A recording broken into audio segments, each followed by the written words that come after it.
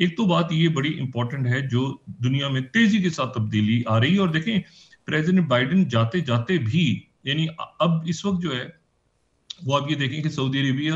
वहां पे नहीं है। जाहिर है, मैंने पहले भी बात की थी, उनके वली वहां पे नहीं, लेकिन G20 के बहुत से मुल्क ऐसे हैं, G20 के जो ब्रिक्स का भी हिस्सा बन चुके हैं। जैसे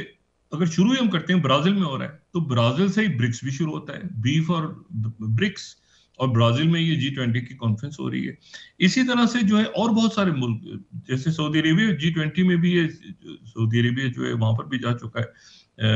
जो है वो। इसी तरह इंडिया जो है वो ब्रिक्स का भी हिस्सा है और G20 का भी हिस्सा है। तो ये बहुत से मुल्क वहां पे ऐसे हैं जो कि अब वहां पर ये, और ये लैटिन अमेरिका में चुके हो रहा है, ये सारा ब्राजील में हो रहा है, तो वहां पे ये भी डिस्कस हो रहा है कि भाई ट्रम्प इंतजामिया जो है ये मैक्सिको, हेटी और ये जो बाकी लैटिन अमेरिका से इमिग्रेंट्स की पॉलिसी है उसके ऊपर क्या कैसे मामलात को आगे लेके चलेंगे। और प्रीमियर शी जिनपिंग वहां मौजूद है। ये ध्यान में रखें कि जो लैटिन अमेरिका है वो बहुत इंपॉर्टेंट है। लैटिन अमेरिका, सेंट्रल अमेरिका बहुत इंपॉर्टेंट है चाइना के लिए इस वक्त, चाइना और रशिया के लिए, क्योंकि जितना ज्यादा वहां पर इमिग्रेंट्स और ये सारी सख्त पॉलिसीज अपनाते हैं ट्रंप, मैं ये बार बार इस बात को दोहरा रहा हूं कि जितनी सख्त गिर पॉलिसियां वो अपनाते हैं, उतना जो है ये मुल्क चाइना वहां पर आता है और चाइना वहां पे इन्वेस्टमेंट्स करता है, और चाइना वहां पे, तो चाइना और रशिया, देखिए रशिया के तो प्रेसिडेंट पुतिन पे तो पाबंदियां हैं इस वक्त, तो वो जाहिर ट्रैवल नहीं किया उन्होंने, उनके फॉरेन मिनिस्टर है वहां पे ब्राजील में। लेकिन वहां पर यूरोप मौजूद है, वहां पे चाइना मौजूद है और वहां पे इंडिया मौजूद है। कुछ देर पहले एक छोटा सा इंट्रैक्शन हुआ है इस प्रोग्राम के, जब मैं लाइव जा रहा हूँ इस वक्त, तो थोड़ा सा इंट्रैक्शन हुआ है वहाँ पे। इंडियन प्राइम मिनिस्टर मोदी जो है वो नाइजीरिया से पहुंचे हैं वहाँ पे, और ब्राजील, और उनका छोटा मुख्तसर सा इंट्रैक्शन हुआ है प्रेसिडेंट बाइडेन के साथ, और बाकी लोगों से भी मुलाकात हो रही है। लेकिन देखना ये, अच्छा एक मुल्क ऐसा है G20 का जो बिल्कुल ही ट्रम्प के साथ जा चुका है, और वो जो है वो या अमेरिका के साथ जा चुका है, वो इसमें से ब्रिक्स में से निकल के, और वो अर्जेंटीना है। अच्छा, और अर्जेंटीना जो है वो मुकम्मल तौर पे जा चुका है, बल्कि उनके जो रहनुमा है वो तो आपको ज्यादातर वहीं पे नजर आते हैं प्रेसिडेंट ट्रम्प के साथ ही, बल्कि उनकी कई फैसला साज मीटिंग्स का भी हिस्सा बने नजर आते हैं वो। अच्छा, अब इसमें जो है ये बात इंपॉर्टेंट है जो मैंने पहले भी बात की थी कि अब आने वाले दिनों में ये जो एमॉस होस्टन है, उनके मशरिक़ वुस्ता के नुमाइंदा खुसूसी, वो फिर लेबनान पहुंच रहे हैं। मशरिक़ वुस्ता में भी जाने से पहले पूरी कोशिश हो रही है बाइडेन इंतजामिया की कि किसी तरह से वो यहाँ पर कोई ना कोई ऐसा हल पेश कर दें जिसके नतीजे में कुछ ना कुछ हो जाए। इसराइल जो है वो यकीनन एक मामला तो चाहता है, वो ये चाहता है कि उसका तो लेबनान के साथ तो फड्डा किसी तरह खत्म हो, लेकिन वो एमॉस होस्टन का आना जो है वो जाहिर है कि लेबनान के साथ ही वो इन्वॉल्व है, गजा के साथ और बाकी मुल्कों के साथ तो कोई ऐसा अभी तक कोई एक डेडलॉक है। टर्की ने इस बात को डिनाई किया, पहले से ये बात हुई थी कि हमास की लीडरशिप से टर्की चली गई है, तो वो टर्की की तरफ से डिनायल आया है कि नहीं, वो अभी कतर में ही हमारे पास नहीं आए। लेकिन एक जो इम्पोर्टेंट बात है वो ये है कि लेबनान के अंदर जो है, क्या लेबनान, ये जो इसराइल की तरफ से लेबनान के साथ मामला हो रहा है, और लेबनान में जो सूरत हाल डेवलप है, क्या दोबारा वहां पे सिविल वॉर करवाने की कोशिश हो रही है कि जी हिजबुल अलग है, लेबनीज आर्मी अलग है, और प्रेसिडेंट जो है वो वहां पे जो है वो जो है मुख्तलिफ जो जो मतलब लिसानी हवाले से या मजहब के हवाले से जो मुख्तलिफ वहां पे ताइफ एग्रीमेंट के नतीजे में एक पॉलिटिकल ढांचा खड़ा हो गया था, तो वो आपस में किसी तरह लड़ पड़े। एक ये बात भी है कि कोशिश हो रही है, जो कि जिसकी कुछ फिशर्स हमें लेबनान में नजर आ रहे हैं, लेकिन अगर वो आगे जाते हैं तो लेबनान की बड़ी बदकिस्मती होगी। ये बहुत इंपॉर्टेंट है कि लेबनान जो है वो एज ए लेबनान इस वक्त बात सोचे, ठीक है वहां पे हिजबुल्लाह का बहुत बड़ा होल्ड है, लेबनीज आर्मी भी है, बाकी लोग भी है, लेकिन अगर आपस में सिविल वॉर छिड़ गई तो वो एक मसला खराब हो जाएगा। और यकीनन वहां पर रशिया मौजूद है, जो मैं पहले भी बात कर चुका हूँ सीरिया में, और वो पूरी कोशिश कर रहा है रशिया अपना इन्फ्लुएंस डालने की इस वक्त, और चाइना भी है कहीं ना कहीं कि ये सिविल वॉर की तरफ मामला ना जाए, क्योंकि इस सीज फायर का गारंटर रशिया होगा, ये ध्यान में रखें। ये करवाएगा अमेरिका, लेकिन गारंटर इसमें रशिया होगा, और पैलेस्टीनियंस के साथ भी जो मामला हल होगा उसमें भी गारंटर जो है वो चाइना और रशिया ही होंगे अल्टीमेटली। अच्छा, अब ये पूरा जो सिनेरियो है,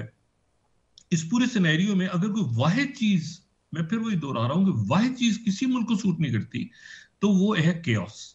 और केओस, और वो केओस जो कि मैन मेड केओस हो। एक तो केओस वो है ना जो कि कहीं पे जंगें हो रही हैं, कहीं पे हालात खराब हैं, कहीं पे बहुत और किस्म के दुनिया में माहौल है। लेकिन ये है कि वो केओस जो मैन मेड केओस हो, जो मैन मेड क्राइसिस हो, जो पाकिस्तान में है इस वक्त। पाकिस्तान में जो भी कुछ हो रहा है वो मैन मेड क्राइसिस है। और एक डिसफंक्शनल नहीं कहूंगा, एक इवेपोरेटेड, एक तहलील हुआ हुआ एक अरेंजमेंट है, जो तहलील हो चुका है, जो जा चुका है, जो गिर चुका है। वो अरेंजमेंट है ही नहीं। वो पॉलिटिकल उसकी ओनरशिप है ही नहीं, किसी किसी तरह से भी नहीं है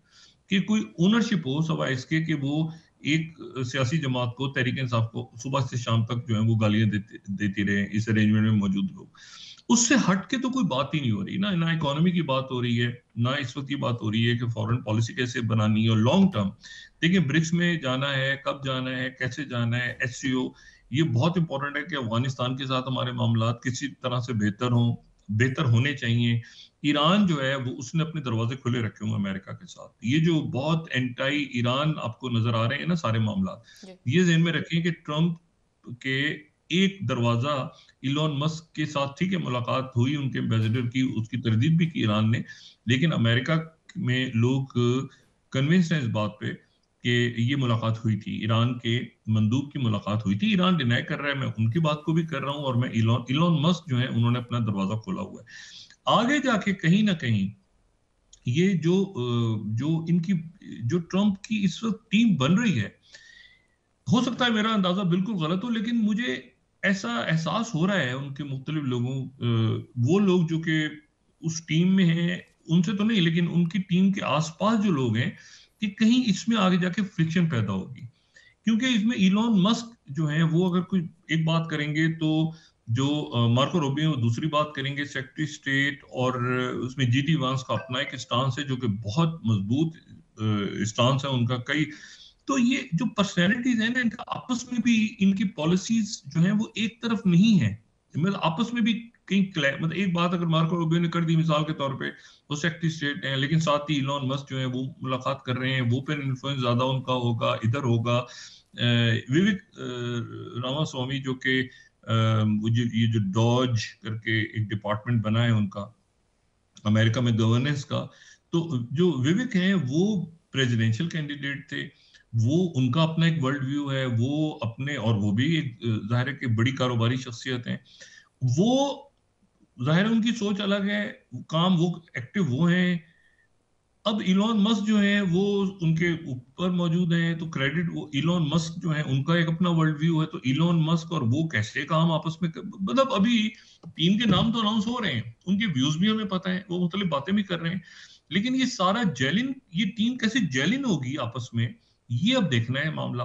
और क्या ये पूरी दुनिया के साथ एक जंग छेड़ देंगे, या ये कहीं डिप्लोमेसी भी करेंगे, कोई मतलब अभी तक कोई क्लैरिटी, टीम के नाम आ रहे हैं हमारे सामने, लेकिन वो टीम आपस में कैसे जेलिन होगी, ये अब अभी हमने देखना है। जी डॉक्टर साहब। और उसमें एक से बढ़ के एक है ना लोग सारे, लेकिन कहीं डिप्लोमेसी भी तो करनी है ना। कहीं अमेरिका ने एज अ, तो अब यूरोप के साथ भी पंगा, तो उधर मिडिल ईस्ट में भी मसला, तो चाइना के साथ भी, तो इधर भी, तो उधर भी, ऐसे तो नहीं चलेगा। तो ये अच्छा, इसमें अब ये ट्रिकी सिचुएशन है। इस ट्रिकी सिचुएशन को, जो आप वक्फा लें तो इसको जरा मजीद ट्रिकी ये कैसे हो रही है इवॉल्व, आप जरा वक्फा ले लें तो फिर उसके बाद बात कर लेते हैं जी।